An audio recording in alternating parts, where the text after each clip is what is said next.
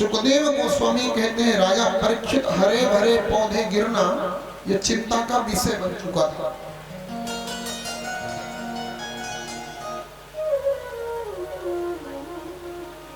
चिंता का विषय बन गया था सब ब्रजवासियों के लिए। सबने मिल करके प्रेम से सभा बुलाया। आंगन में, घर में, खेत में, अपने बगीचे में, बिना आंधी बिना तूफान बैठा लो मां गोदी में जिसका भी लाला बैठा हो। कथा की गति बिगड़ती है, ध्यान वहां जाता है ना बार बार। कोई भी ऐसा काम नहीं होना चाहिए जिससे कि कथा की गति बिगड़े।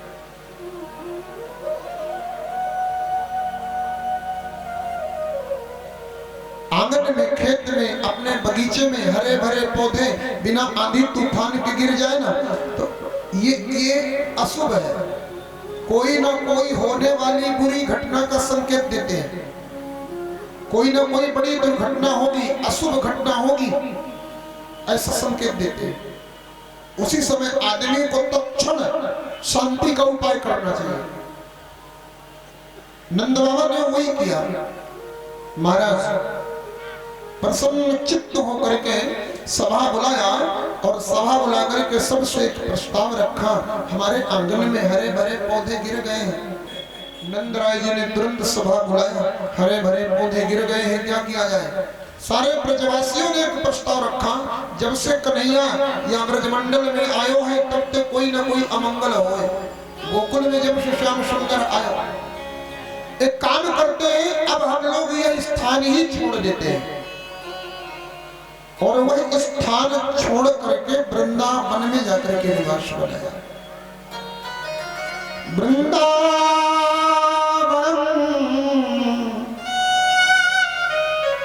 संप्रविश्य सर्वकाल सुखावहम्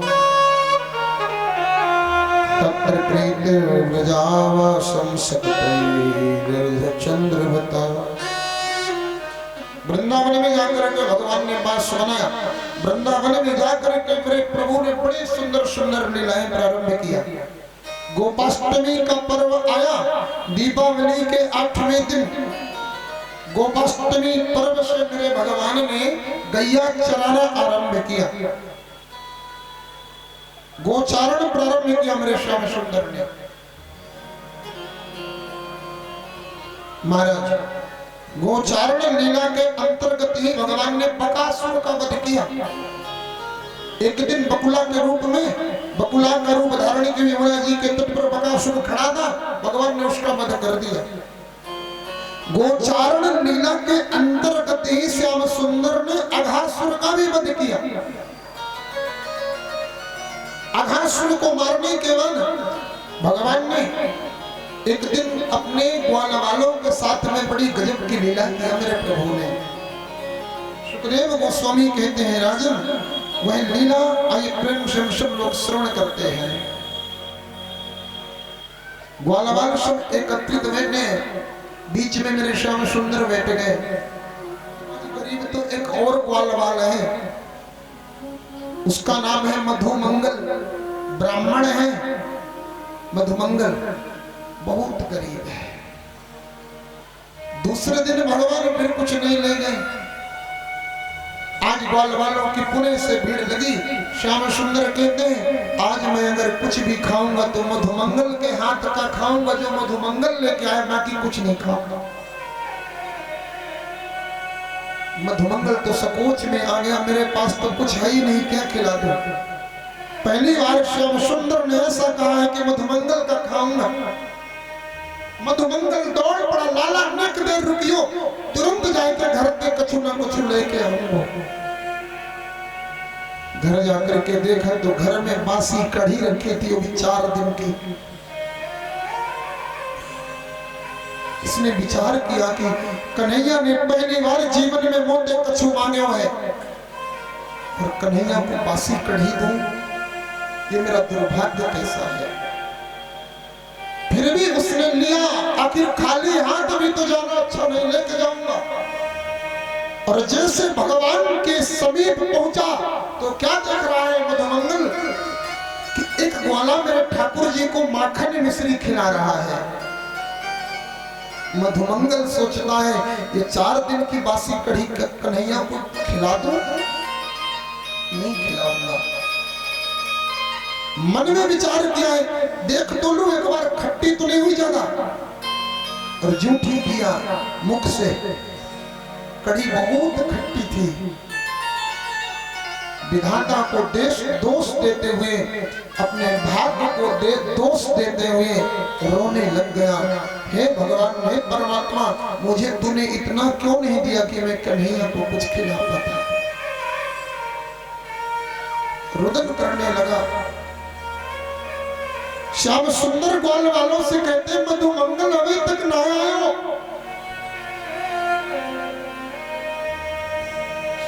मधुमंगल ने विचार किया, अगर कन्हैया की नजर मेरी कढ़ी में पड़ गई ना, तो भले 4 दिन की बासी है, भले खट्टी है, कन्हैया खाएगा।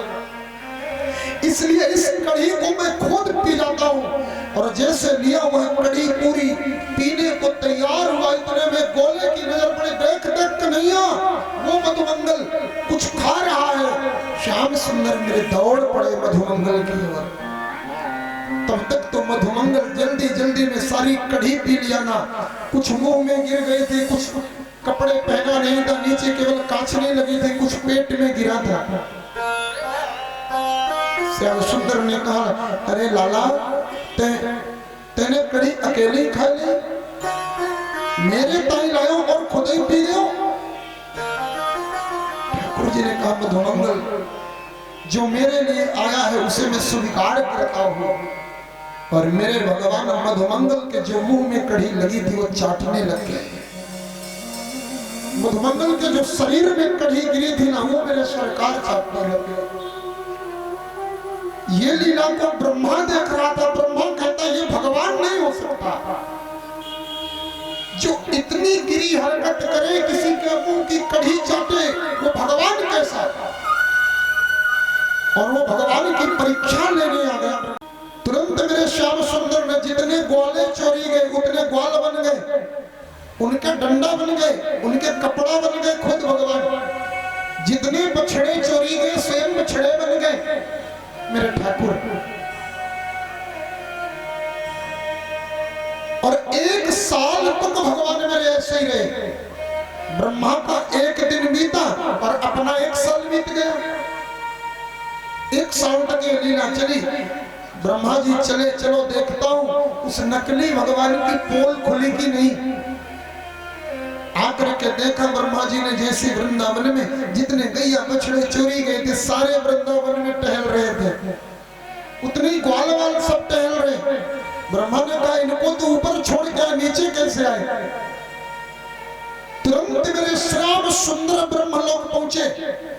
ब्रह्मा का रूप बनाया कन्हैया ने। द्वारपालों से कहा, सुनो भैया द्वारपालों, इस समय नकली ब्रह्मा खूब घूम रहे हैं।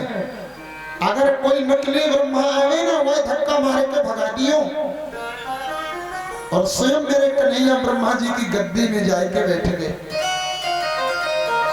अब असली ब्रह्मा यह देखने आया कि वो हमारे वाले यहाँ कैसे आ गए। जैसे ब्रह्मलोक पहुंचे ब्रह्मा जी, द्वारपालों ने देखा, बात किया, वो नकली वाला आ रहा है, जम के पीटेंगे। और जैसे ब्रह्मा जी पहुंचे, रोज तो झुक करके प्रणाम करके आज आकर के खड़े, कहाँ चले। ब्रह्मा जी ने कहा, तमीज भूल गए, अपने राजा से ऐसी बात की जाती है क्या। कौन सा राजा, कहाँ का राजा, मेरा राजा तो अंदर बैठा है, जल्दी से यहाँ से निकल, नहीं सजा मिलेगी। ब्रह्मा जी चक्कर में पड़े, कौन सा राजा। बोले, असली ब्रह्मा अंदर है, तू नकली ब्रह्मा है। ब्रह्मा चक्कर में पड़े कि लगता है परीक्षा के चक्कर में गद्दी भी गई। ब्रह्मा जी कहते हैं, एक बार उस अपने वाले ब्रह्मा को दर्शन करा दो ना। वो अपने ब्रह्मा का एक बार दर्शन करा दो। ब्रह्मा जी दरवाजे से झुक करके देखा ना, तो सबको मेरे भगवान ब्रह्मा के रूप में दिख रहे थे, लेकिन ब्रह्मा जी को मेरे श्याम सुंदर बंसी बजाते हुए गद्दी में दिखे। तुरंत ही ब्रह्मा ने हाथ जोड़ा, हे प्रभु नौमींड के प्रभु तड़िदंबरा गुंजा वतंस परिवृक्षण सम्मुखाया वन्य सृजे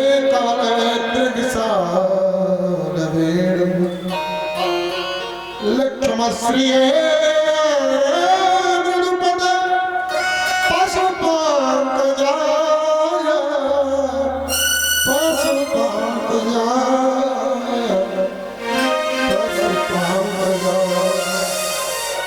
ब्रह्मा जी हाथ जोड़ करके विनती करें, प्रभु अपराध हो गया, क्षमा कर दो। भगवान ने कृपा करके ब्रह्मा जी को क्षमा किया। एक दिन श्याम सुंदर ने गोपियों का चीरहरण किया। गोपियां जितनी भी ब्रज की गोपियां सब कन्हैया को अपना पति मानती हैं, चाहे वो शादीशुदा हो, चाहे कुमारी हो, चाहे वो बूढ़ी हो, सब भगवान को पति के रूप में मानती हैं। ठाकुर जी को, मेरे गोविंद को, और सब श्याम सुंदर को पति के रूप में पाने के लिए कात्यायनी मैया का व्रत करती हैं। वृंदावन गए हो, कात्यायनी मैया का दर्शन किया है, का मतलब वृंदावन गए कात्यायनी मैया का दर्शन नहीं किया तो मतलब क्या? वृंदावन में कई चीजें अभी ऐसे हैं जो द्वापर युग की हैं, और हमारा सबसे बड़ा दुर्भाग्य है कि हम लोग वो लपक चपक मंदिरों में जाकर के सेल्फी फोटो लिया और फोटो लेकर के फेसबुक में डाला, वापस आ गए। वृंदावन में जो देखना चाहिए वो देखा नहीं। कात्यायनी माता का मंदिर द्वापर युग का है। जो कात्यायनी माता विराजित है ना, द्वापर की है। यमुना महारानी का दर्शन करो, वृंदावन जाओ तो आचरण करो, वंदन करो, प्रणाम करो। श्री बांके बिहारी मारा निधिवन सेवा कुंज, निधिवन राज गए कि नहीं गए? जाना चाहिए, ये भी द्वापर का है। गोपेश्वर महादेव द्वापर, इन सभी स्थानों को हम लोग जा नहीं पाते हैं। हम लोग वो बड़े बड़े मंदिरों में जहाँ लाइटिंग फुहारे ये सब रहेगा, वहीं देख सुन के वापस आइए। प्रेम से भाव से कथा में आगे बढ़ूंगा मैं। एक बार प्रेम से कहिए वाला श्री राधे। कात्यायनी माँ का पूजन करती है, माँ कात्यायनी से वरदान मांगती है। अच्छा, उपासना में एक अपराध है, ये निर्वस्त्र होकर के यमुना माँ का पूजन करती है। कात्यायनी माँ का पूजन निर्वस्त्र होकर करती है, माता से प्रार्थना करती है, कात्यायनी महामाये महायोगिन्यधीश्वरी नंदगोप सुतम देवी पतिं कुरुते नमः। माँ कात्यायनी की विनती करती है कन्हैया पति के रूप में मिल जाए, लेकिन निर्वस्त्र। श्याम सुंदर ने देखा इनका अपराध दूर करना चाहिए। भगवान एक दिन गए चीर हरण किए, गोपियों ने मांगा, श्याम सुंदर ने शिक्षा दिया, निर्वस्त्र होकर के जल में प्रवेश करना पाप है, निर्वस्त्रों की स्नान करना पाप है।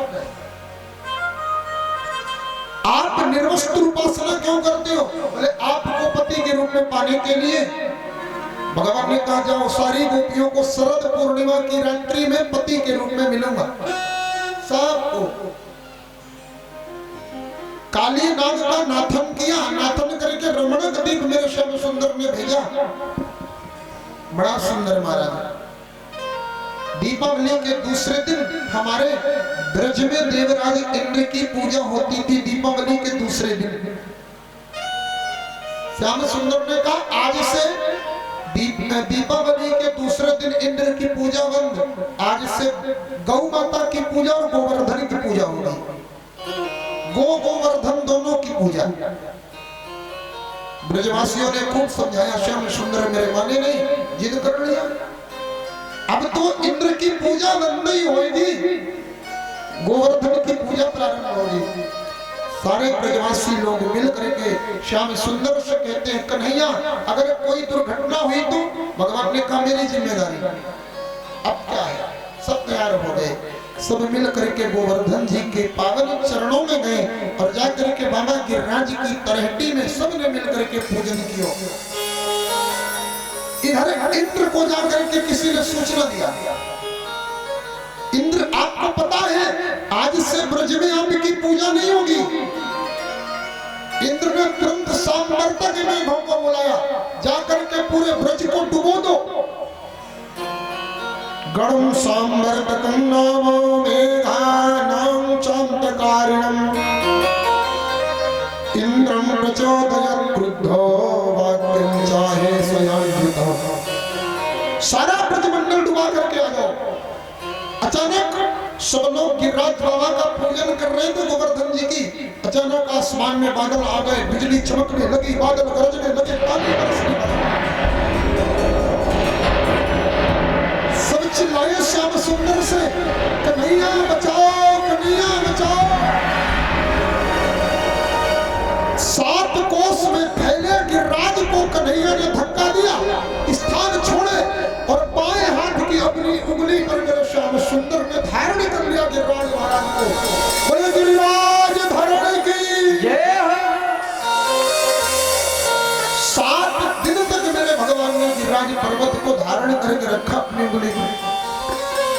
7 दिन बाद बादल लोग हार करके गए, जाकर के इंद्र के सामने खड़े हुए।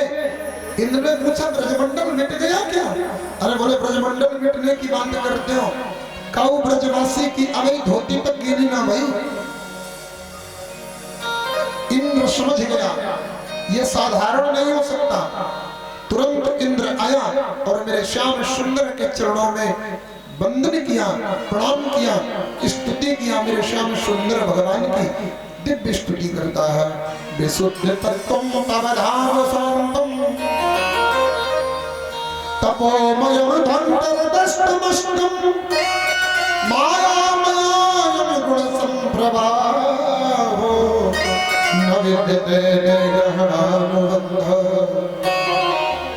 इंद्र ने दिव्य स्तुति किया मेरे प्रभु की। भगवान का क्रोध शांत हुआ। भगवान ने कहा इंद्र सब मिलकर के आज से गिरिराज बाबा का पूजन करें। सबने मिलकर के इंद्र भगवान नारायण ब्रजवासियों ने सबने मिलकर के बाबा के राज का पूजन किया। भगवान ने इंद्र को समझाया, इंद्र यहाँ जो भी होता है ना वो सब मेरी मर्जी से होता है, यहाँ किसी की मर्जी से कुछ भी नहीं संपन्न होगा। सबने मिलकर के बाबा गिरिराज का पूजन किया। गिरिराज गोवर्धन महाराज का एक प्रभाव है, कलयुग में जो लोग जहां बैठे बैठे गिरिराज बाबा का ध्यान करेंगे वहीं साक्षात मेरे बाबा गिरिराज पहुंच जाएंगे।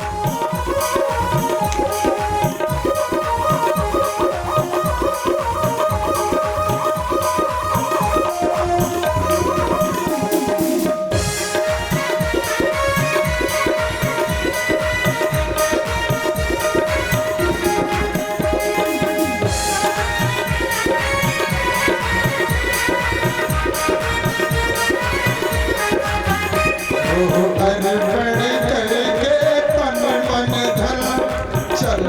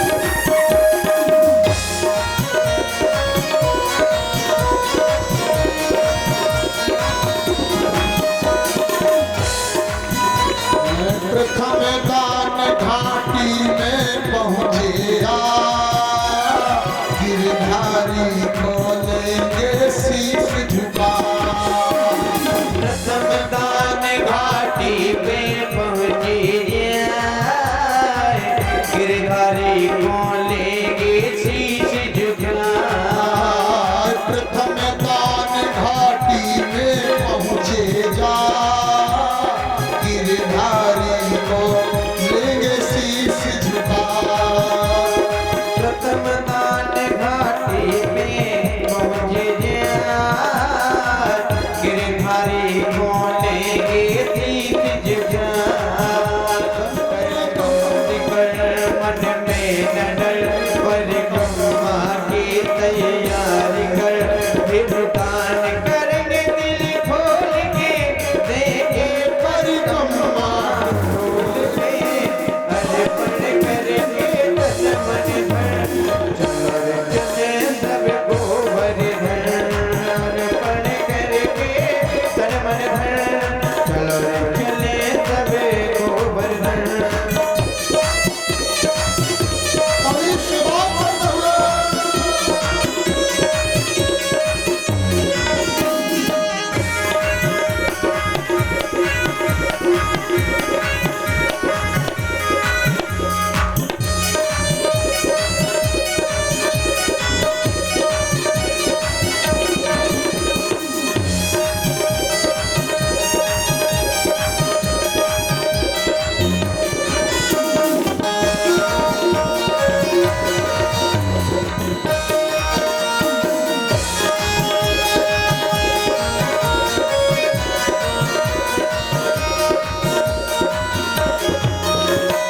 चले हैं मन में गिरधर का धर ध्यान, मिला श्री का लौटा स्थान।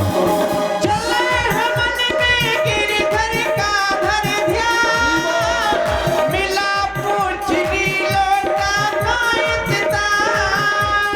चले हैं मन में गिरधारी धर ध्यान, मिला पूछनी लौटा कायत दान। जति बुरा में जाएंगे जड़ दूध मन बरसाएंगे, भक्ति भाव को दिल में ताल के, देंगे परिक्रमा डोल के। अर्पण करेंगे तन मन धन, चलो रे चले सब गोवर्धन। अर्पण करके तन मन धन, चलो चले सब गोवर्धन। वो अर्पण करके तन मन धन, चलो रे चले सब गोवर्धन।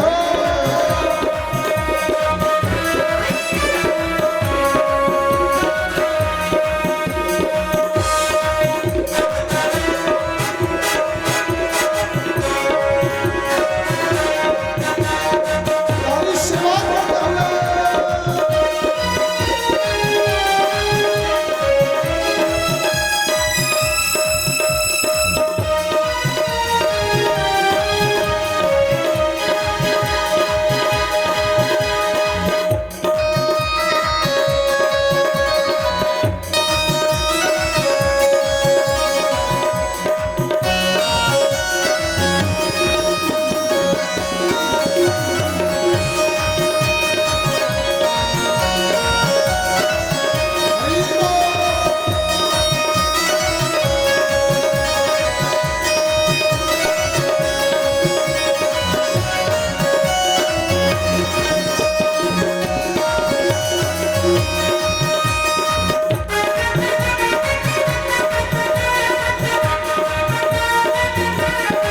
राधा कुंड में धर राधा का ध्यान, मानसी गंगा में फिर कर स्नान।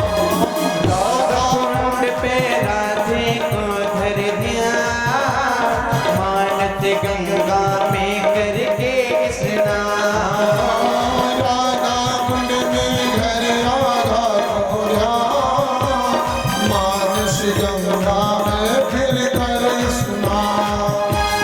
राधा कुंड पे राधे को धर ध्यान, मानस गंगा में करके स्नान। पावन होगी तेरी आत्मा मिल जाएंगे,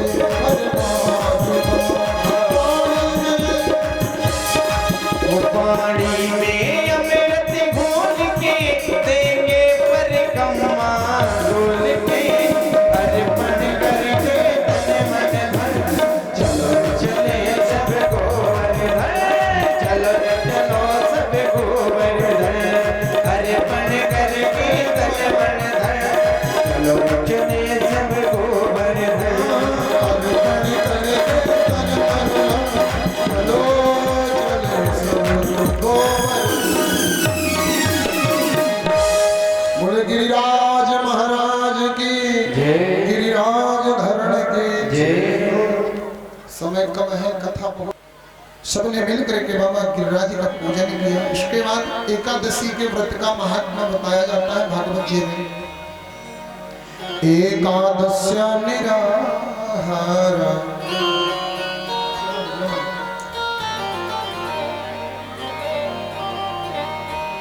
एकादश्या निराहार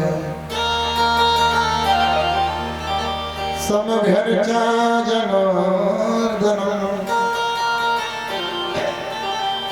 स्नातुं नन्दस्तु कालिन्द्या द्वादश्यां जन्माविशत्। एकादशी का पावन पर्व का भी महात्मा बताया गया। नंद मामा बड़े प्रेम से एकादशी का व्रत रहते हैं।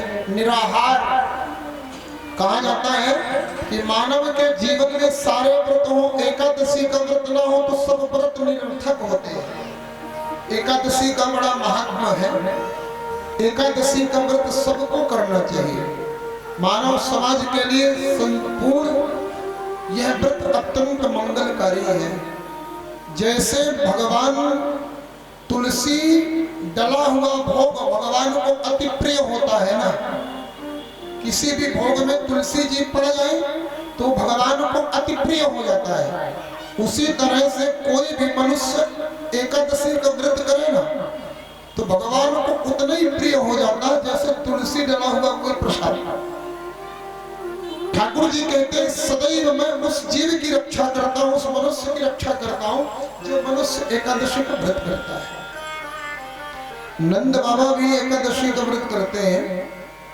एक बार वरुण देव ने नंद बाबा की चोरी करके वरुण लोक ले गया।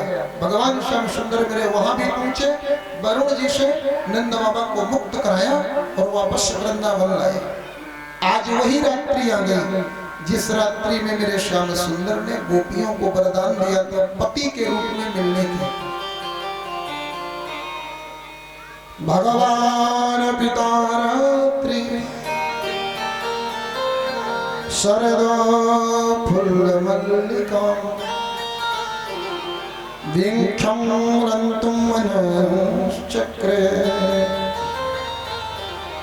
योग मायापाश्रिता। रात्रि आई है जिस रात्रि में भगवान श्याम सुंदर ने सभी गोपियों को पति रूप में मिलने के लिए वचन दिया था। भगवान पिता रात्रि शरदो फुल्लमल्लिका वीक्षं रन्तुं मनश्चक्रे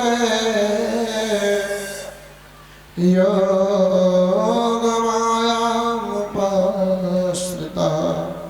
आज चंद्रमा भी मानो अमृत लेके प्रकट होगा। 16 कलाओं से पूर्ण चंद्रमा प्रकट होगा और मेरे श्याम सुंदर लगे मधुर मधुर मुरली का निनाद करने। मेरे कन्हैया की पावन बंसी बजी और जैसे ब्रजांगनाओं ने ब्रज की गोपियों ने उस बंसी की ध्वनि को सुना, सब मग्न हो गई, स्तब्ध हो गई। बंसी में वो जादू है जो पानी को पत्थर बना दे, पत्थर को पानी बना दे, जलती हुई आग से रस निकाल दे। वो मेरे कन्हैया की बंसी का जादू। गोपियों की चित्त वृत्ति स्तब्ध हो गई। भाई बाबा जो गोपी जिस कार्य में थी उस कार्य से उसका चित्त हट गया। गति हुई, मन की गति, तन की सुध नहीं, मन की सुध नहीं, सब भूल गई। दौड़ पड़ी प्रियतम से मिलने के लिए, श्याम सुंदर से मिलने के लिए। जैसे गोपियों को भगवान ने देखा मेरे प्रभु बोल पड़े स्वागतम वो महाभागा प्रियं किं करवामि व्रजस्यानामयं कश्चित् द्रुतागमन कारणम्। आओ गोपियों तुम्हारा स्वागत है, बताओ किस लिए आई हो। गोपियों के पास कोई जवाब नहीं। भगवान कहते हैं रजन्ने सा घोर रूपा घोर सत्व निषेविता स्नेहम त्रिवी गोपीषु मध्यमम्। अच्छा, आपके साथ धोखा हो गया, मुझे लग रहा है इतनी रात को भगी चली आई, तुमने रात को दिन तो नहीं समझ लिया।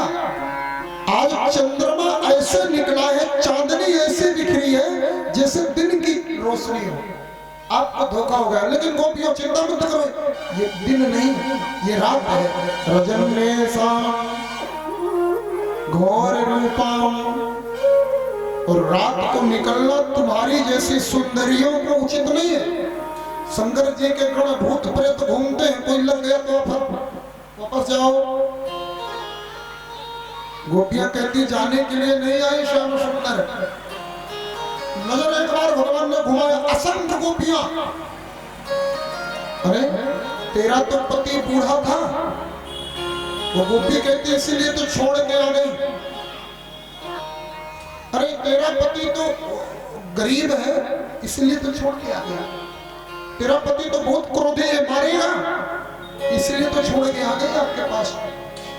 भगवान ने कहा गलत। रात्रि के समय किसी भी पुरुष के साथ पर पुरुष के सामने उपस्थित होना अनुचित है, शास्त्र विरोध करते हैं। पति कैसा भी हो, क्रोधी हो, गरीब हो, अमीर हो, मूर्ख हो, जड़ हो, कैसा भी पति हो, दुशीलो दुर्भाव वृद्धो जड़ो रोग धनो विवाह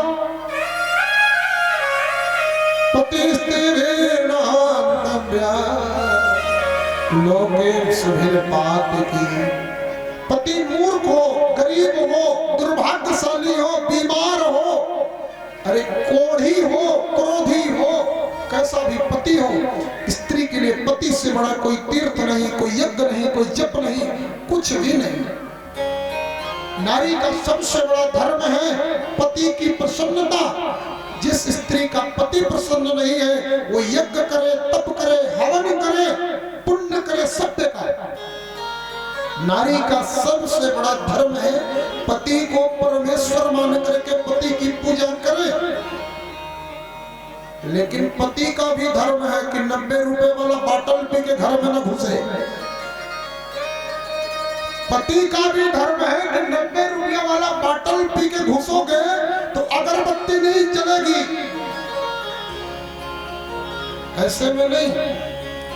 अगर पति व्रत धर्म होता है तो पत्नी व्रता ही धर्म होता है। भाई बाप, हर पति सोचता है कि मुझे पत्नी सीता मिले। अपन भले रावण बने रहे, कोई बात नहीं, अपन रावण ही सही, पर पत्नी सीता मिलनी चाहिए। ए भैया, सीता की खोज करना तो राम बन के करना, रावण बन के करोगे तो बंटा ढार हो जाएगा। रावण भी सीता को ढूंढा था, लेके गया था। रावण भी सीता को लेकर के गया था। रावण की क्या गति हुई आप सब जानते हैं। सीता जब कभी चाहना ना तो पहले राम बनने का प्रयास करना। सीता ढूंढना नहीं पड़ेगा, सीता मिलेगी। राम तो बनो। पतिव्रता धर्म का पालन करना चाहिए, भगवान ने समझाया। गोपियां कहती श्याम सुंदर ऐसे पति को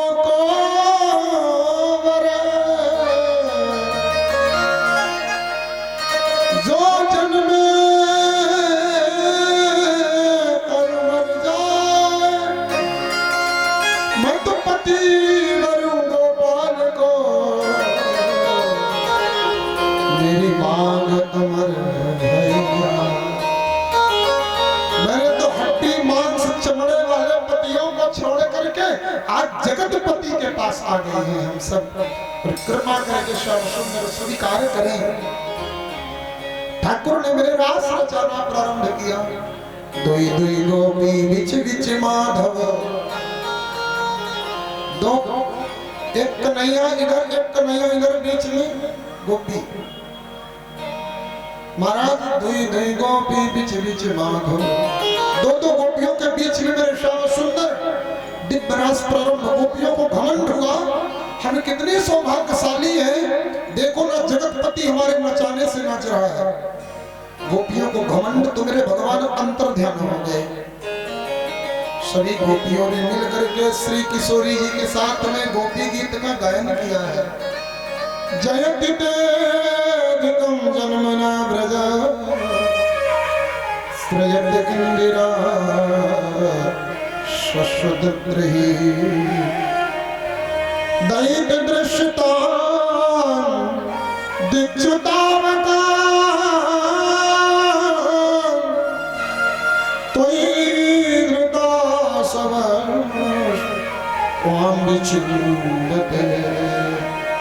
सबने मिल करके गाया रो करके किति गोप्या प्रगायन्त प्रणपयन्तश्च चित्रधा रुरुदु सुस्वरं राजन कृष्ण दर्शन लालसा। जब गोपियां भगवान से मिलने के लिए रोती है ना, मेरे भगवान पुनः प्रकट हो गए। पुणे से महारास हुआ, दिव्य रास हुआ मेरे सरकार का। गोपियों के साथ भगवान ने मेरे रास किया। समय कम है इसलिए भजन नहीं गाएंगे, विवाह की यात्रा में चलना है। रास गीत इसलिए हम लोग नहीं गाएंगे।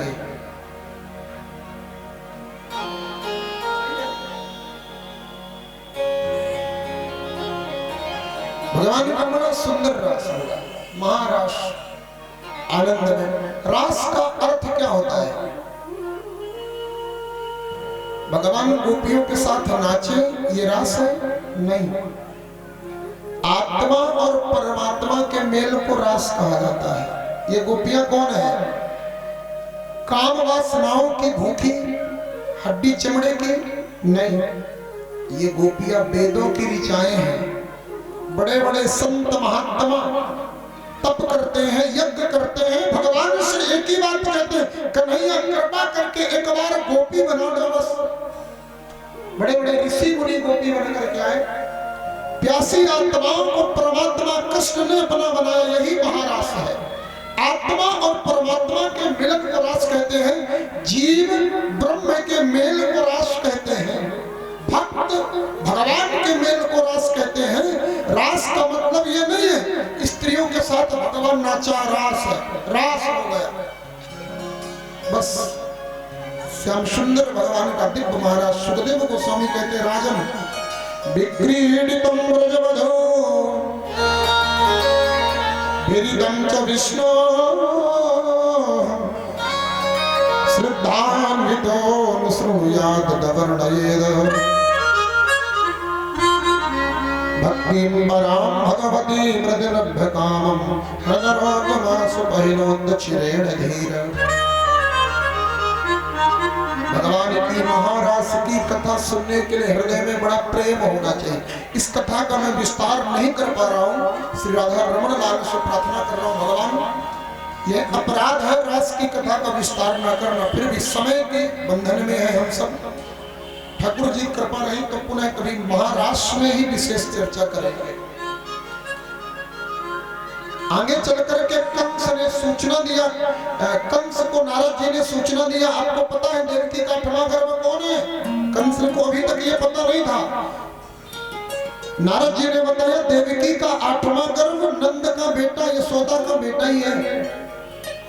कंस ने तुरंत मारने के लिए केसी को भेजा। केसी को दाऊ दादा ने पकड़ा, पैर पकड़ के घुमाया, घुमा करके फेंका, केसी मथुरा में गिरा। कंस ने सोचा कि यह काम करें, जो भी वृंदावन जाता है मारने के लिए कृष्ण को, वो जिंदा नहीं लौटता, इसलिए कृष्ण को ही यहाँ बुला लेते हैं। और तुरंत कंस ने मेले का आयोजन किया। मेले का आयोजन किया कंस ने।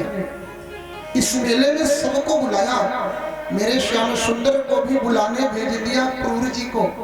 अक्रूर जी बुलाने गए हैं मेरे प्रभु को, अक्रूर जी लिवाने गए मेरे भगवान को। आज नंद नंदन मेरे अक्रूर जी को देखे ना तो चरणों में लग करके प्रणाम किया। आओ चाचा जी, मामा जी के यहाँ से आए हैं ना। अक्रूर जी प्रसन्न हो गए, हृदय से लगाया। नंद बाबा के यहाँ, यशोदा मैया के यहाँ भवन में प्रवेश किए। नंद बाबा ने गले से लगा लिया, अक्रूर जी को आया जाना। प्रसन्न हो गए नंद राय जी। मैया यशोदा भी प्रसन्न है। अक्रूर जी पधारे आज, सुंदर नाना प्रकार के पकवान बनाती है माँ, सुंदर सुंदर पकवान बनाती है अक्रूर को खिलाने के लिए। अक्रूर कृष्ण को लेने आया है, ये बात माँ को पता नहीं है, नंद बाबा को पता नहीं है, लेकिन भगवान को पता है, भगवान को बता दिया गया है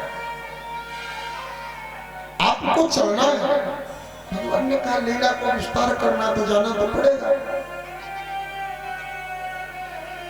नंद बाबा अक्रूर जी के समीप बैठे थे, बैठे बैठे पूछ लिए भैया अक्रूर आने का कोई प्रयोजन तो नहीं है? अक्रूर जी ने कहा नहीं ऐसी कोई बात नहीं है, फिर भी एक काम था महाराज। क्या? बोले कृष्ण को लेने आया हूं। ये बात माँ यशोदा सुनी ना तो माँ यशोदा के हाथ में भोजन की थाली थी, वो थाली गिर गई।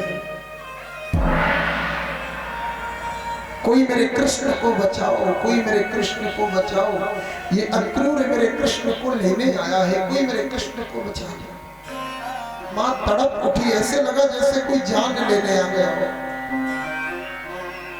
श्याम सुंदर बैठे थे, दौड़ के गए, माँ के गले से लग गए, माँ माँ माँ करके। क्या भोजन क्या पानी सब भूल गई माँ तो सीधे बिस्तर में ही गई। श्याम सुंदर को लेकर के माँ गले से चिपका करके रखी है, कोई मेरे बेटे को ले न जाए। माँ इतना प्रेम करती है कृष्ण को, इतना प्रेम करती है, अगर कृष्ण श्याम सुंदर मेरे थोड़ी देर न दिखी ना तो माँ पूरा वृंदावन छान डालती। मेरा लाला कहाँ गया, मेरा कृष्ण कहाँ गया, मेरा बेटा कहाँ गया। आज अक्रूर लेने आया है मेरे श्याम सुंदर को। माँ कहती है इसका नाम अक्रूर किसने रखा? ये तो क्रूर है जो मेरे लाला को लेने आया है, ये क्रूर है। रात माँ सोई नहीं, पूरी रात माँ तड़पती रही। श्याम सुंदर कहते हैं माँ कितने दिन के लिए? 2 दिन की तो बात है, कह देना चला जाऊंगा, जाके वापस आ जाऊंगा। माँ कहती है बेटा तूने आज साबित कर दिया ना तू मेरा बेटा नहीं है। गर्गाचार्य जी ने ठीक ही कहा था, तू मेरा बेटा नहीं है, कृष्ण आज तूने बता दिया। गर्गाचार्य ने ठीक कहा था, तू देवकी का बेटा है। माँ कहती अगर ये कृष्ण मेरे से दूर चला गया ना, देवकी के जाकर के राज सुख को देखेगा, वापस नहीं आएगा। जो बेटा मुझे छोड़ सकता है, जो बेटा देवकी को छोड़ सकता है ना, वो बेटा मुझे भी छोड़ सकता है। माँ के मन में भय है। माँ कहती लाला जब तू सुबह जगता है ना तो दौड़ करके मेरे आकर के अंत से निपट जाता है। माँ माखन दे, बता किसे माखन खिलाऊंगी? तो जाने के लिए तैयार है। एक काम कृष्ण इन प्राणों को लेता जा साथ में और फिर चला जा, मुझे कोई गम नहीं होगा तेरे जाने का, इन प्राणों को साथ में लेके जा। भगवान ने कहा माँ कितना जल्दी वापस आने वाला हूं, तू कैसी बातें कर रही है? बहुत बार कह रहे पर माँ ने अनुमति दे दिया, लेकिन कृष्ण से एक बात कहा, लाला तू देवकी से जाकर के मिलेगा ना? भगवान ने कहा मिलूंगा माँ। मैया ने कहा देवकी को जाकर के ये मत बताना जो मैंने तुझे छड़ी से मारा था। एक काम करना, देवकी के पास जब जाना ना, देवकी के चरणों में प्रणाम करना, प्रणाम कहना, सब कुछ बताना लाला, लेकिन ये मत बताना कि मैंने तुझे अपनी छड़ी से मारा। नहीं, देवकी बोलेगी ये सोदा क्रूर है, छोटे से बेटे को मारती थी, मेरे बच्चे को संभाल नहीं पाई। और अगर तू जाने की जिद कर रहा ना कृष्ण, आज से मुझे माँ कहना बंद कर दे। मैं तेरी माँ नहीं कृष्ण, आज तक मैंने तेरा पालन पोषण किया, मैं तेरी नौकरानी थी सिर्फ। तेरी माँ तो देवकी ही है, तू जा। मेरे श्याम सुंदर बार बार माँ को समझा करके चले। गोपियों को जब पता चला ना कि कृष्ण जा रहा है तो ऐसे लगा जैसे कोई प्राण खींच लिया।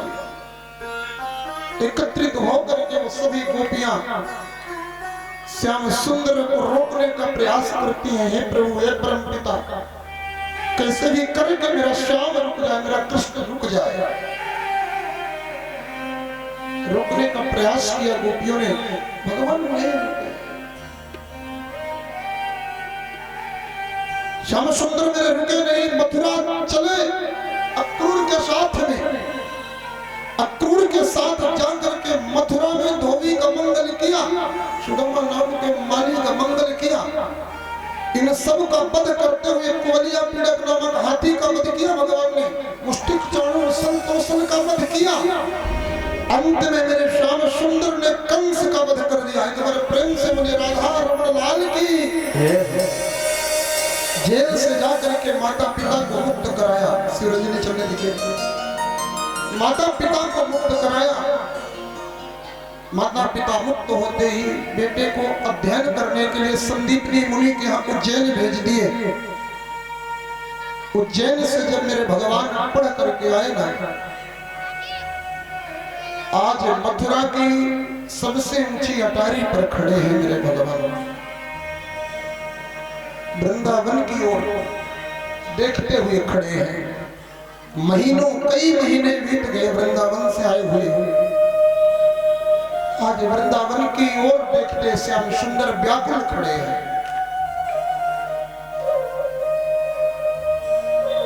अकेले श्याम सुंदर मेरे खड़े खड़े रोने लग गए। काश कोई ऐसे हवा का झोंका आए जो यशोदा के पैरों को छू करके आ जाए। उद्धव आए, उद्धव कहते कन्हैया तुम रो रहे हो। श्याम सुंदर कहते हैं उद्धव आज मुझे मेरी माँ की याद आ रही है, मुझे माँ की याद आ रही है। जिस दिन से यशोदा से अलग हुआ मैं माखन के स्वाद को तरस गया। प्रातः काल उठता था तो मेरी माँ मेरे लिए माखन तैयार रखती थी। जा दिन ते वृंदावन छूटो, यशोदा की गोद छूटी ना, उस दिन से माखन नहीं मिला। उद्धव ने समझाया श्याम सुंदर आप ब्रह्म हो, आप उसके लिए रोते हो, जीव के लिए। भगवान कहते हैं उद्धव ये बात तो मैं समझ सकता हूँ, कोई मेरी यशोदा को जाके कोई मेरी माँ को समझा देना। कोई जाए जाकर के यशोदा को समझा करके आए, मैं वादा करता हूं मैं नहीं रहूंगा। मालूम है जिस दिन से मैं वृंदावन छोड़ के आऊं मेरी माँ अभी तक दरवाजे में ही बैठी है, अंदर नहीं गई। मेरी माँ मेरा रास्ता देख रही है। मेरी माँ कहती है मेरा कृष्ण आएगा, मेरा लाला आएगा, मेरा बेटा आएगा। मेरा बाबा अभी तक दरवाजे में बैठा है, अंदर नहीं गया। कोई जाकर के समझा दे, कोई जाए तो सही। उद्धव कहते मैं जाऊंगा। जैसे उद्धव ने भगवान के कपड़े पहना, भगवान का मुकुट पहना, भगवान के रथ को लिया, लेकर के वृंदावन के गलियों में घुसा। वृंदावन में घुसते उद्धव का दुपट्टा कांटों से लिपटा। उलझ गए वस्त्र कांटों से, लगे उद्धव को समझाने, तेरे उस ज्ञान का पर्दा फाड़ देंगे प्रेम दीवाने। जा उद्धव वृंदावन, लेकिन सावधान होकर के जाना, तेरे ज्ञान का पर्दा वृंदावन में प्रेमी रहते हो, प्रेमी लोग फाड़ देंगे। उद्धव जैसे वृंदावन में घुसा ना, एक ग्वाला पेड़ से लिपट लिपट करके रो रहा था कृष्ण की याद में।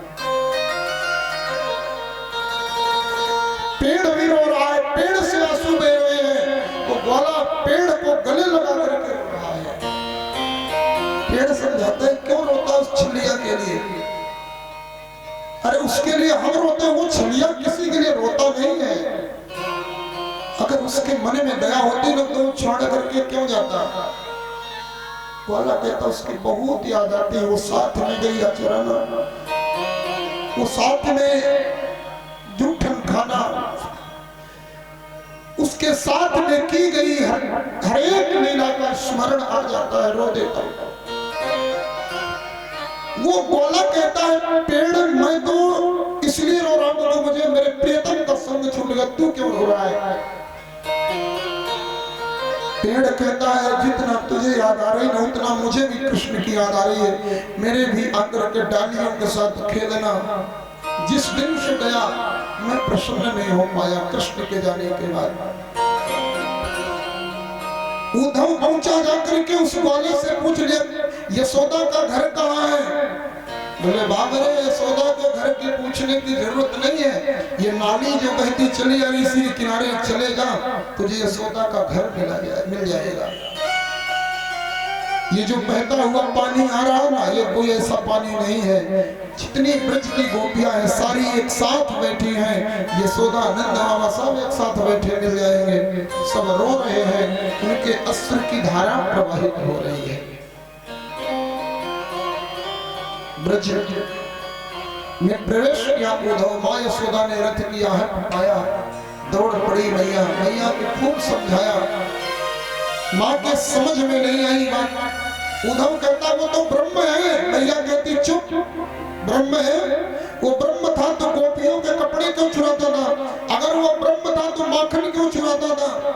ब्रह्म नहीं, वो मेरा पुत्र है, मेरा लाला है कृष्ण। उधर काम करना जाकर के एक संदेशा अपने उस ब्रह्म को दे देना। उजाला अपनी यादों का हमारे साथ रहने दो, न जाने किस गली में जिंदगी की शाम हो जाए। गोपियां भी बोल पड़ी जब उद्धव गोपियों को समझाने गया, उद्धव ये प्रेम की बात है, तुम्हारे वश की बात नहीं है, ये तो प्रेम की बात है उद्धव, बंदगी तेरे बस की नहीं है। ये तो प्रेम की बात है बंदगी तेरे बस की नहीं है। यहाँ होते हैं शर्त सौदे, आशिकी इतनी सस्ती नहीं है। यहाँ होते सरदे के सौदे, आशिकी इतनी सस्ती नहीं है। तो प्रेम की बात है बंदगी तेरे बस की नहीं है।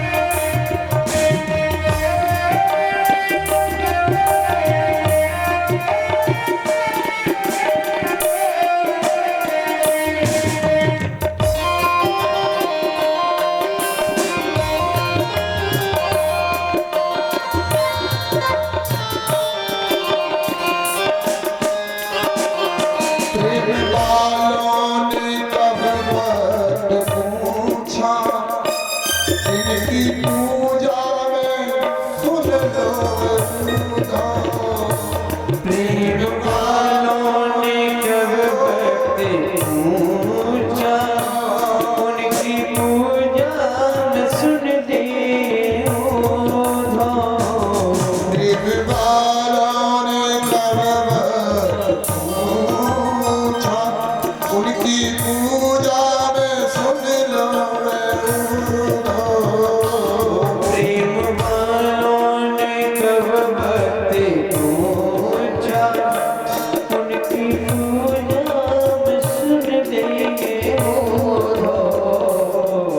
यहाँ होती है दम दम पूजा, यहाँ होती है दम में पूजा। सर झुकाने की फुर्सत ये तो प्रेम की बात है बंदगी तेरे बस की नहीं है।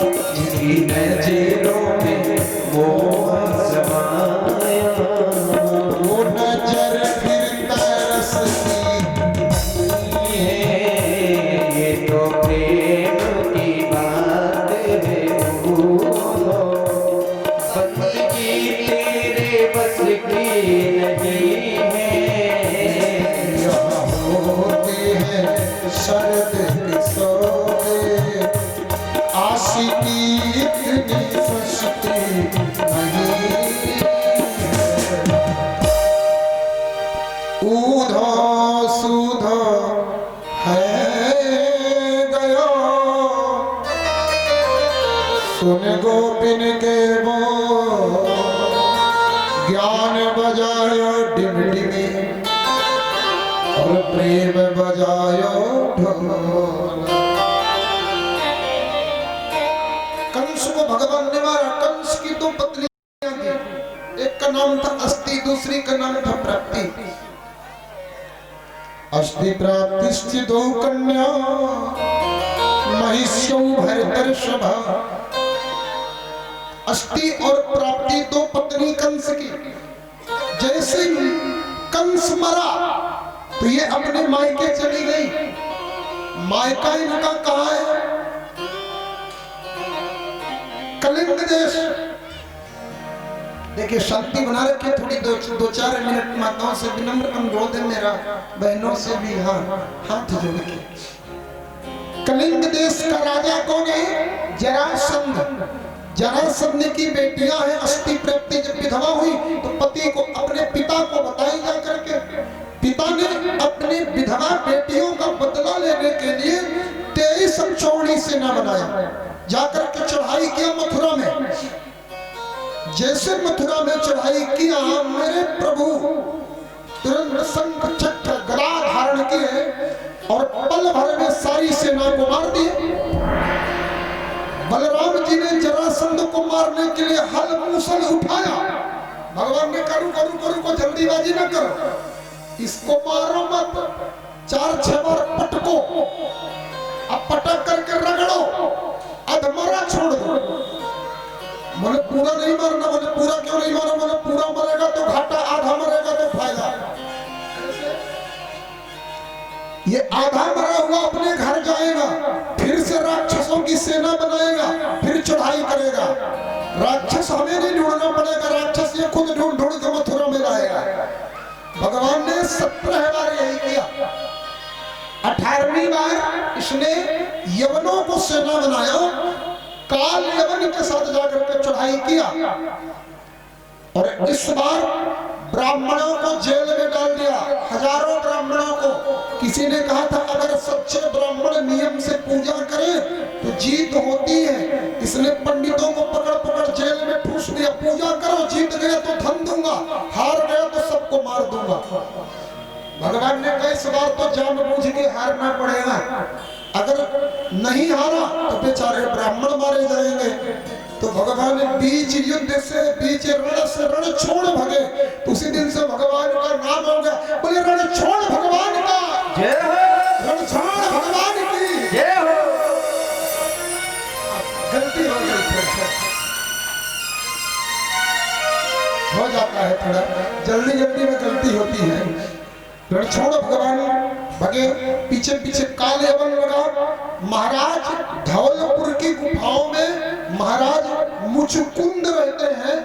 रघुवंशी सूर्यवंशी राजा थे महाराज मुचकुंद के द्वारा काल यवन का वध कराया। भगवान मेरे बलराम जी के साथ भगे अघमरफल पर्वत पर चढ़े। जरासंध ने नीचे आग लगा दिया। कृष्ण बलराम दोनों भाई मेरे श्याम सुंदर दाऊ दादा समुद्र में कूदे, द्वारिकापुरी नामक नगरी का निर्माण कर दिया। बोले द्वारिकाधीश भगवान की। उसी समय एक राजा थे महाराज भीष्मक, कुंडनपुर के राजा थे भीष्मक जी। भीष्मक के बेटे का नाम था रुक्मांगद, रुक्मबाहु। एक बेटी थी, सबसे छोटी बेटी, जिसका नाम था रुक्मणी। बहुत लाडली बिटिया है। नारद जी रोज जाते हैं। नारद जी ने आज जाकर के भगवान के रूप के बारे में बताया। सुनते ही रुक्मणी मैया गदगद हो गए। बहुत सुंदर है वो बाके बिहारी, सुंदर मोटे मोटे नयन है, सुंदर कपोल है, सुंदर होठ है, सुंदर बाल है, सुंदर वक्षस्थल। रुक्मणी मैया ने कहा शादी करूंगी तो उसी के साथ करूंगी, मन में संकल्प किया। भीष्मक जी को कहा गया, भीष्मक जी ने रुक्मी से कहा एक काम करो बेटा, अपनी बहन के लायक कोई अच्छा सा लड़का ढूंढो। भाई ने ढूंढ लिया शिशुपाल को और बहन ने पसंद किया नंदलाल को। बात कैसे बने? बारात आने वाली है परसों, आधी बारात आ गई। आधी आने वाली है। अब दुल्हा 3 दिन से सेहरा पहन के बैठे हैं महाराज, 3 दिन पहले ना गए। रुक्मणी ने सोचा ये मेरा दुर्भाग्य होगा अगर मेरा विवाह शिशुपाल के साथ हुआ। एक पत्रिका लिखा, श्रुत्वा गुणान् भवनं सुंदर शृण्वतान्ते निर्विषीकरण विवरे हरितोंगतापम। हे कन्हैया, मैंने जब से आपके बारे में सुना आपको पति मानती हूँ। मेरे भाई शिशुपाल के साथ में मेरा विवाह करना चाहते हैं, ऐसी कृपा करो मेरा विवाह शिशुपाल के साथ नहीं आपके साथ हो। आपको मैंने अपना दूल्हा मान लिया है। चिट्ठी लिख करके ब्राह्मण को भेजा। कल हम लोग गौरी माता के मंदिर जाएंगे पूजा करने, मंदिर आओ और मंदिर से लेकर चलो। पत्रिका में लिख दिया। पत्रिका लेकर के ब्राह्मण गया। रुक्मणी मैया गौरी मैया के पूजन के लिए पधारती हैं।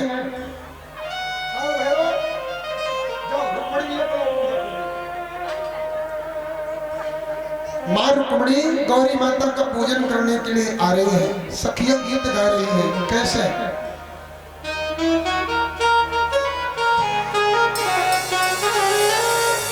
आओ मेरी सखियां मुझे मेहंदी लगा दो।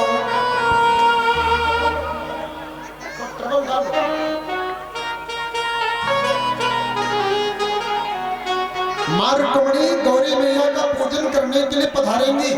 इस बीच कोई भी उन्हें स्पर्श नहीं करेगा, छुएगा नहीं कोई। आओ मेरी सखियों मुझे मेहंदी लगा दो, मेहंदी लगा के मुझे ऐसी सजा दो, मुझे श्याम सुंदर की दुल्हन बना दो, मुझे श्याम सुंदर की दुल्हन बना दो, मुझे श्याम सुंदर की दुल्हन बना दो, मुझे श्याम सुंदर की दुल्हन बना दो।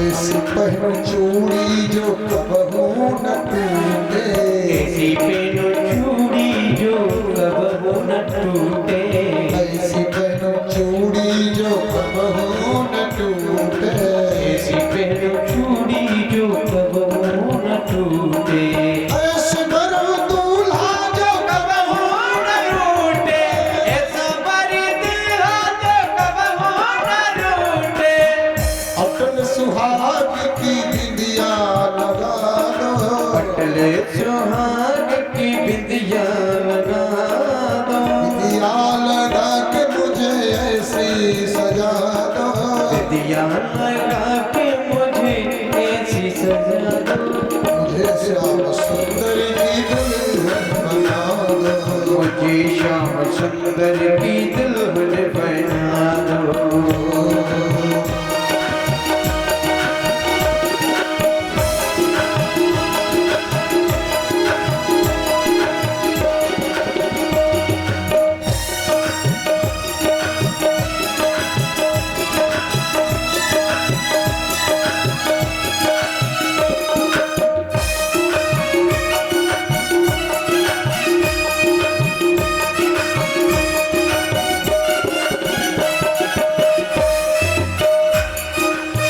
ऐसी ओढ़ो चूनर जो रंग नाए छूटे, ऐसी ओढ़ो चूनर जो रंग नाए छूटे, प्रीति का धागा मेरे कबहू न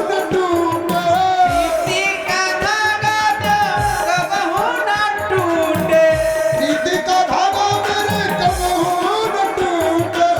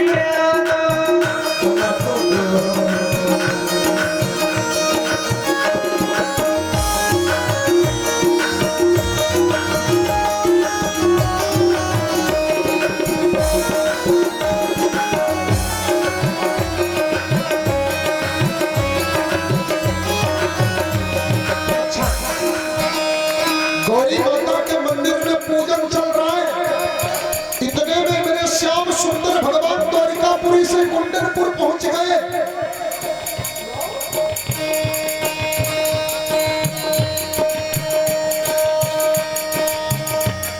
बन के दीवानी मैं वृंदावन जाऊंगी, बन के दीवानी मैं तो वृंदावन जाऊंगी। तारा मैं श्याम श्याम गाऊंगी,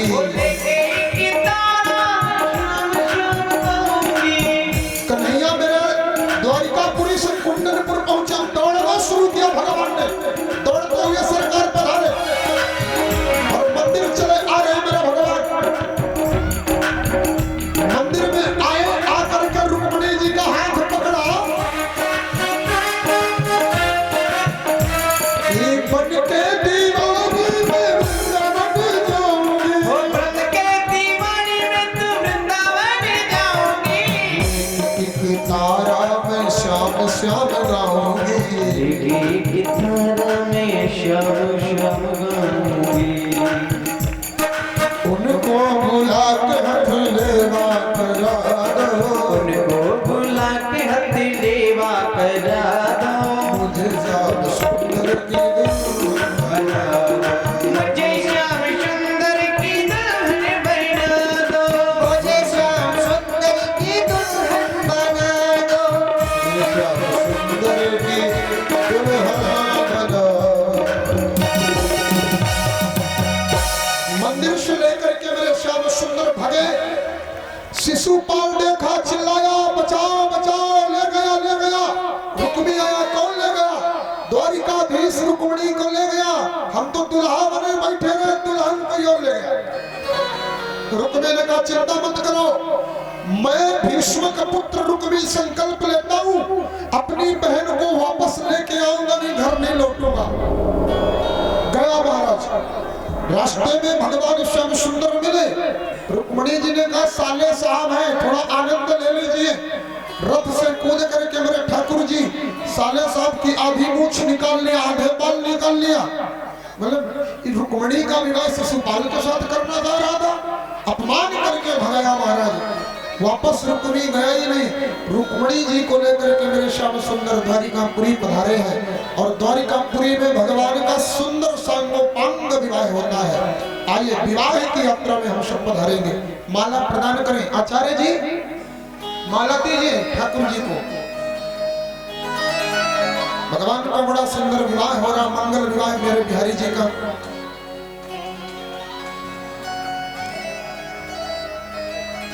एक ही माला से काम चला दोगे महाराज, दूसरा का भी जुगाड़ कर दो।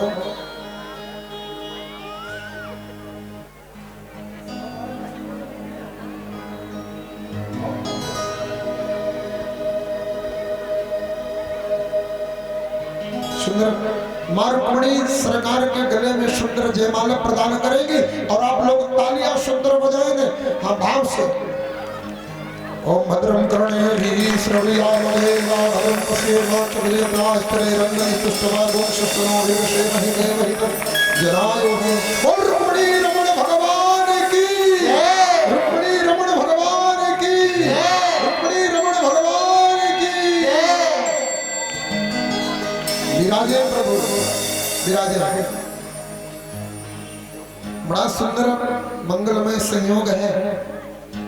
मेरे बिहारी जी सुंदर दुल्हा दुल्हन के रूप में विराजित हैं। मां रुक्मिणी दुल्हन महारानी, बिहारी जी सुंदर दुल्हा महाराज के स्वरूप में विराजित है। बड़ी सुंदर जोड़ी लग रही है सरकार की। कन्यादान का पावन समय है। आज प्रथम कन्यादान आदरणीय हमारे श्री यजमान श्री राजेश सोनी जी सपत्नीक जाएंगे, जाकर के ठाकुर जी का पाद प्रक्षालन करेंगे, कन्यादान करेंगे। माताएं आज की जोड़ी का जवाब नहीं,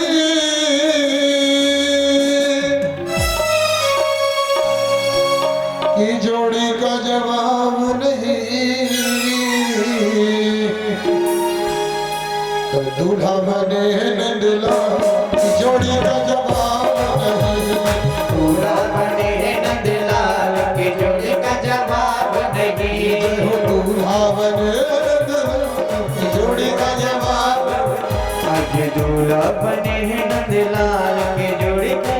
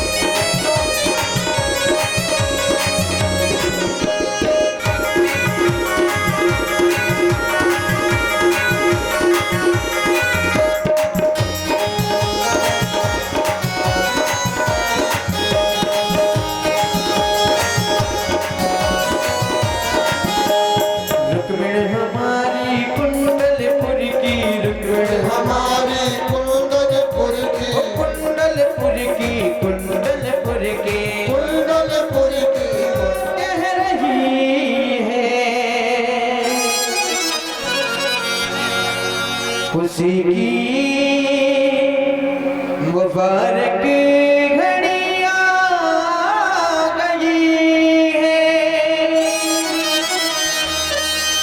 सजी सुर्खी जो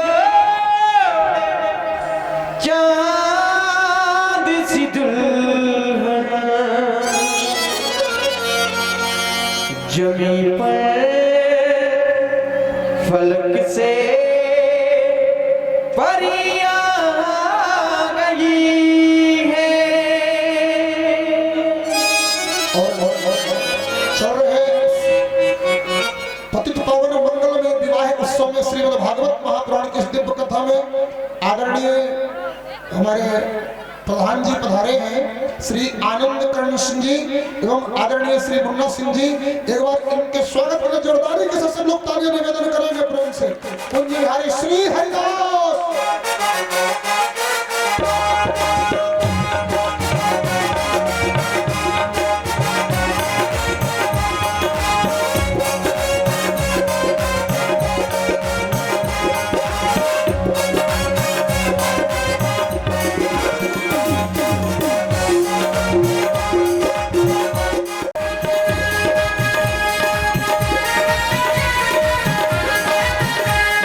सजे मत शाम नजर लगी जाएगी, सजे मत शाम नजर लगी जाएगी, सजे मत शाम नजर लगी जाएगी, सजे मत शाम नजर लगी जाएगी, सजे मत शाम नजर लगी जाएगी, सजे मत शाम नजर लगी जाएगी।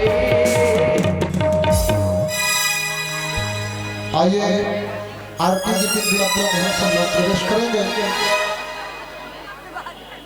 कल के लिए सूचना है, कल कथा का विश्राम दिवस। आरती कन्हैया तेरी आरती, सारा संसार करेगा कर जोड़ के। श्यामा तेरी आरती कन्हैया तेरी आरती, सारा संसार करेगा हाथ जोड़ के।